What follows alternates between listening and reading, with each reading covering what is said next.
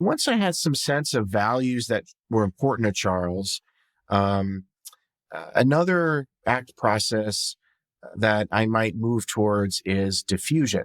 So as mentioned, Charles reported some difficult thoughts or beliefs that are relevant to his social anxiety.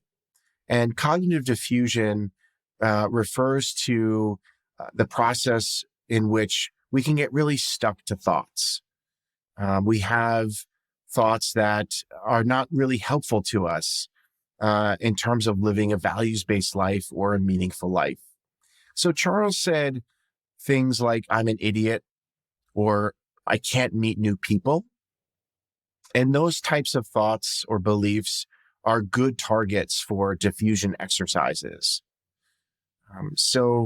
One diffusion exercise that I might introduce with Charles is a very basic and quick one where I might have him restate the thought with the phrase, I'm having the thought that before it. So if Charles says I'm an idiot, I might ask him to say, I'm having the thought that I'm an idiot. Or instead of, I can't meet new people, he might say, I'm having the thought that I can't meet new people. And that changes the relationship to that thought. And that's, again, part of the goal of ACT is we're not going to try to get rid of those thoughts, but we can change the way one relates to those thoughts, or we can change what one does when those thoughts show up.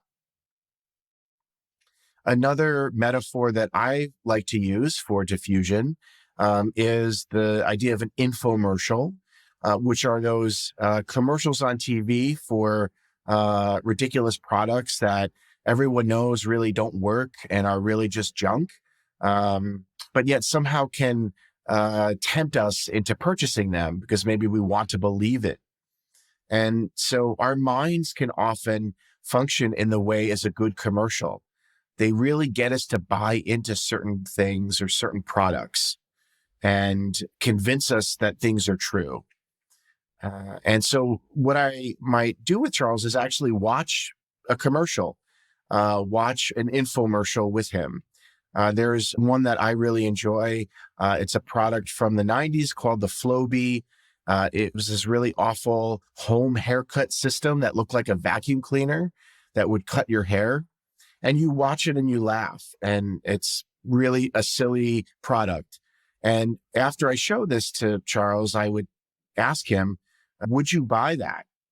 And reliably, I'm sure Charles would say, no, I would not buy that. And I would say, why? And he might explain why.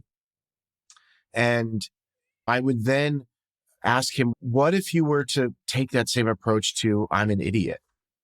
Do you have to buy into that? Or the thought that I can't meet new people, right?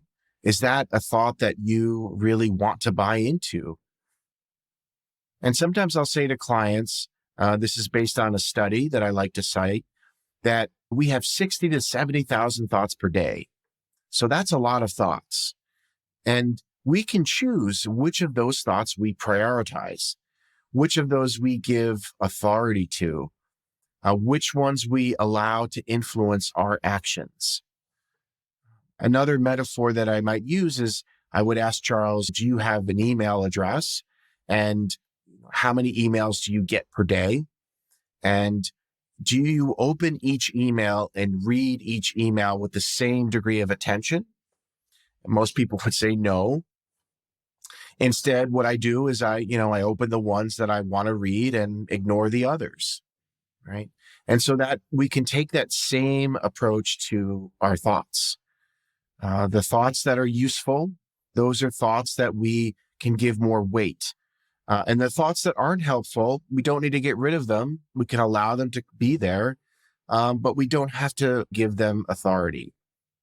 And I might also do a very classic thought suppression exercise with Charles to demonstrate that when you try to argue with thoughts, that it actually makes them bigger. And so the classic exercise is, don't think of a white bear for a minute.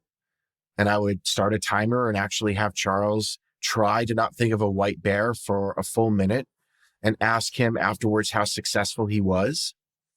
And that demonstrates this principle that the more we try not to think of something or push thoughts away, it actually gives them power and they rebound and get bigger.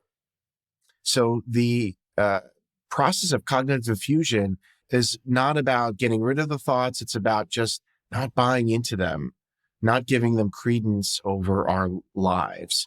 And this might be an alternative to what Charles worked on with his former therapist. And with traditional or other forms of therapy, if a client says, I'm an idiot, you might provide evidence for them that they're not an idiot and try to convince them of a different belief about themselves. And again, using cognitive diffusion, we would take a different approach. So another approach might be just to ask Charles, when you have that thought, I'm an idiot, does that believing in that thought help you move towards a life worth living? Does it help move you towards what matters? Or has it made your life smaller? And if that's the case, then maybe you don't need to give that thought the power that you are giving it right now.